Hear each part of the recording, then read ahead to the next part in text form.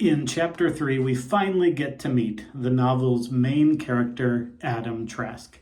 8 years before Samuel Hamilton would immigrate from Ireland to the Salinas Valley over on the other coast, in 1862, Adam Trask is born in cold Connecticut to a basically single mother because his father is off serving in the Civil War. So Trask has only a mother and no father as a young child, but the father is shot in war 30 minutes into his service, his first battle. 30 minutes into his first battle, he is shot and loses a leg, and Trask grows up with a mom who is into sort of the New Age spiritualism, counterpoint to Lisa Hamilton in the previous chapter. A spiritualism which she resorted to, assuming she would lose her husband in the Civil War. Then he returns back with his one leg and the wooden leg that he crafted and carved himself. He brings home a sexually transmitted disease, which he passes on to her. And in light of her New Age spiritualism, she sees her sexually transmitted disease as punishment for impure thoughts that she had had while her husband was gone in the war. And so she makes a one-to-one connection. If she has an STD and she had impure thoughts, therefore the STD must be God's punishment for the impure thoughts. And so we have one of the novel's first allusions to atonement or redemption. She has to pay for her sins some way. The sin needs to be eaten.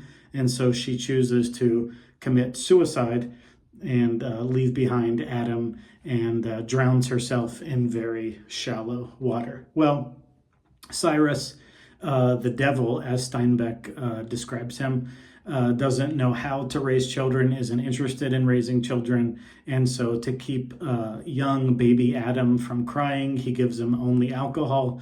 Finally, a lifesaver appears when Cyrus buys a goat, and Adam is able to drink some goat's milk. Well, Cyrus, Adam's father, needs somebody to raise Adam, and so he marries a 17-year-old neighbor girl who is not particularly pretty, but she is a girl, and she is quiet, and she is good at cleaning. So he marries her and impregnates her in just 2 weeks. Now, Cyrus becomes a student of the Civil War, a student of all war, and Steinbeck, as I've already said, has referred to him as the devil. Well, one of the chief characteristics of the devil in the Bible, and particularly in the Garden of Eden, is that the devil lies. And so this is true of Adam's father, Cyrus. He is a liar. And one of the chief ways he lies is kind of like the HBO mini-series about John Adams. John Adams just happened to be at every key point in the American Revolution, just happened to take place on the street outside of where he was staying.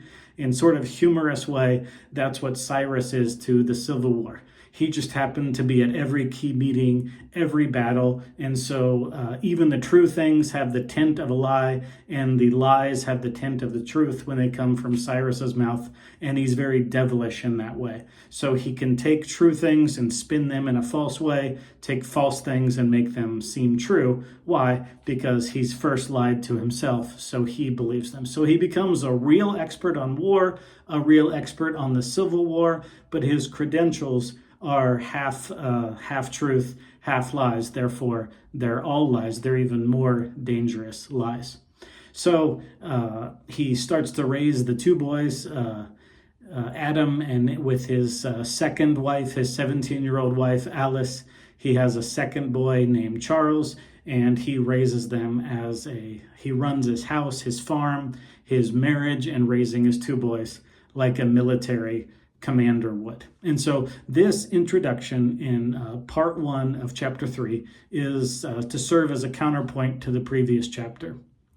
With Samuel Hamilton, we saw someone who was a self-taught doctor and a self-taught veterinarian, and he delivered all 9 of his children in great love and care and a warm, compassionate environment, and he loved his wife even when she wasn't very lovable. Counterpoint, Adam was born into almost the exact opposite family as someone like Samuel Hamilton. He was born essentially without a father. Then, as his birth mom commits suicide, now without a mother, given alcohol instead of milk. And so we see Steinbeck setting up the counterpoint between the Hamilton family and the Trask family. So Samuel Hamilton is a very likable guy in every way, just isn't great at making money. Adam is born to Cyrus, who is very unlike Samuel Hamilton. In fact, Cyrus is the devil. He mistreats women, he mistreats children, he mistreats the truth. He lies to himself. And so Steinbeck is already setting up this universal struggle between good and evil, embodied by the Hamilton clan and the Trask clan.